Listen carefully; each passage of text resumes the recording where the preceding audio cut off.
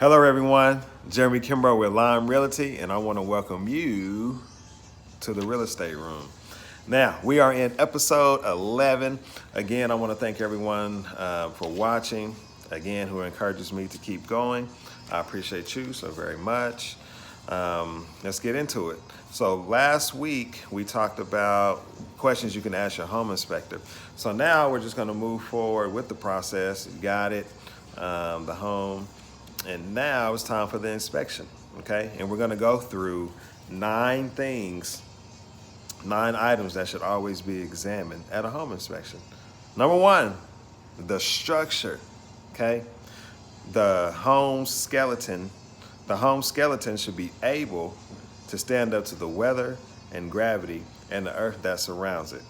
Structural components include the foundation and the framing. It goes without saying, you want to make sure that you have a great foundation. They say that through everything, throughout life. You want to make sure you have a good foundation. When you're setting up a business, you want to have a good foundation, and so on. So just make sure the foundation and the framing is solid.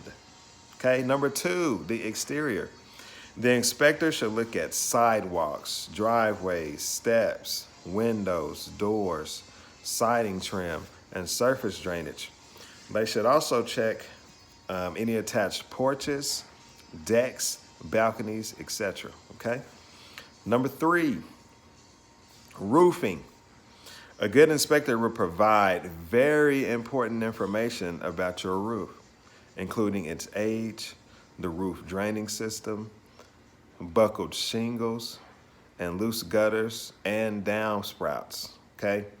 They should also inform you of the condition of any skylights, chimneys, as well as potential for pooling water, any areas that have pooling water, okay?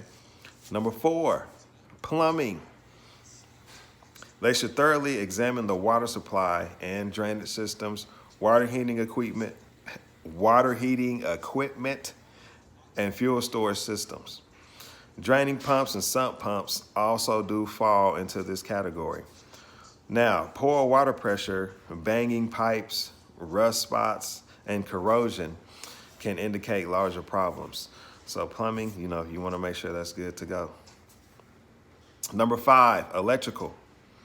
You should be informed of the condition of service entrance wires, service panels, breakers and fuses, and disconnects. And then, just a little side tip, it's also good just to take note of how many outlets there are in the home. Number 6, heating and air conditioning, better known as HVAC. You want to make sure the home vents, fuses, and chimneys are inspected.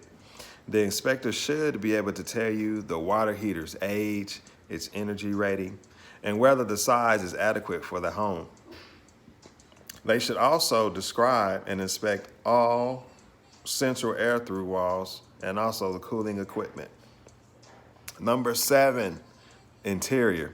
Your inspection should take a close look at walls, ceilings, floors, steps, stairways, railings, countertops, and cabinets, the garage systems. These areas can reveal leaks, insect damage, rot, and construction defects, and more. So just make sure they inspect that interior of the home. Number 8, ventilation and insulation. Inspectors should check for adequate insulation and ventilation in the attic and in unfinished areas such as crawl spaces, okay? Insulation should be appropriate for the climate. Insulation should be appropriate for the climate. Without proper ventilation, excess moisture can lead to mold and water damage. And we know we don't want to have to deal with mold. When you have to deal with a situation with mold, it can get ugly and expensive. Okay, and then lastly, the fireplace. Now, while fireplaces can be charming, they can also be dangerous if they weren't installed properly. So inspectors should examine the vent and the flue and describe solid fuel burning appliances. Guys, thank you so very much for tuning in.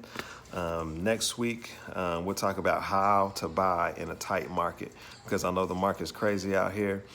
So I'll just give you helpful tips on what you can do to make sure you get that offer accepted. Guys, thank you so very much. Have a great day.